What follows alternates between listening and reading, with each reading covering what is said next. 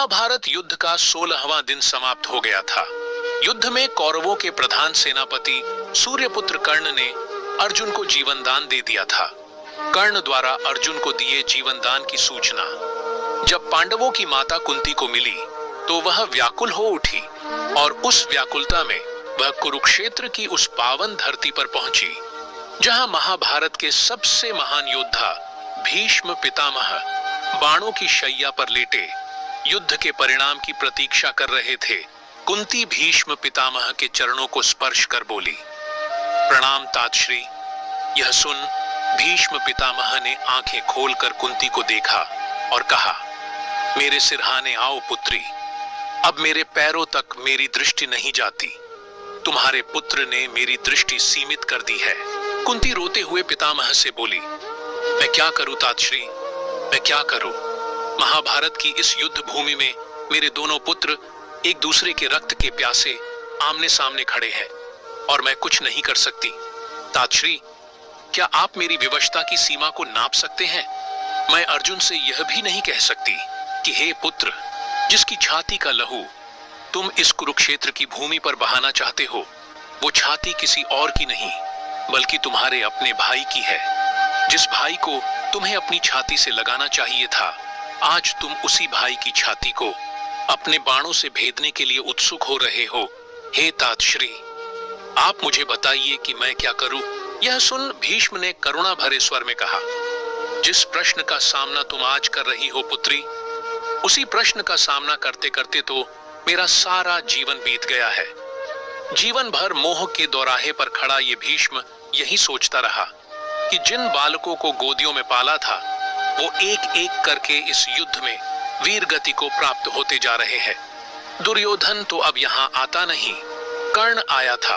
उसने बताया कि आज दुशासन भी वीर गति को प्राप्त हो गया है। तुम जानती हो पुत्री, दुशासन में केवल एक ही दोष था, उसे अपने भाई दुर्योधन से बहुत प्रेम था। इतना अधिक प्रेम था कि उसने अपने व्यक्तित्व को दुर्योधन की परछाई बन जाने दिया। यदि ऐसा ना होता पुत्री, तो उसके हाथ पहले द्रौपदी के केश और फिर उसके वस्त्र तक कभी ना जाते। हद से ज्यादा प्रेम भी दृष्टि को धुंधला कर देता है।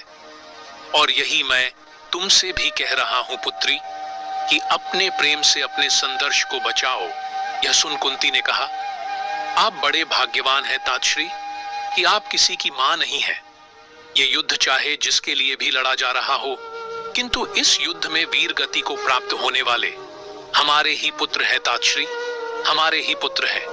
हे तातश्री, कल के युद्ध में मेरे दोनों पुत्र फिर से एक दूसरे के आमने सामने होंगे। आज तो कर्ण ने अर्जुन को जीवन दान दे दिया, किंतु मुझे नहीं लगता कि कल अर्जुन कर्ण को जीवन दान देगा। हे तातश्री, मैं अपने पुत्र कर्ण का शव नहीं देखना चाहती।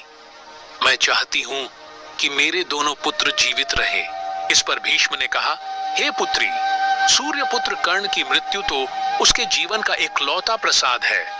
वो जीवन भर अकेला रहा है और इस महाभारत के युद्ध में भी वो अकेला ही है।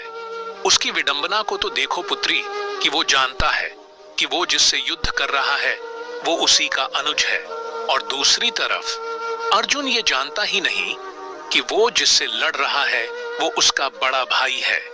उसके लिए तो वो उसका सबसे बड़ा शत्रु है।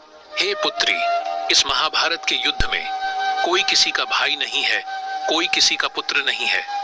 इस युद्ध में केवल दो प्रकार के लोग हैं, एक वे जो हस्तिनापुर के हित में है और एक वे जो हस्तिनापुर के हित में नहीं है। हे पुत्री, कल का दिन दो महान योद्धाओं के सामने का दिन है।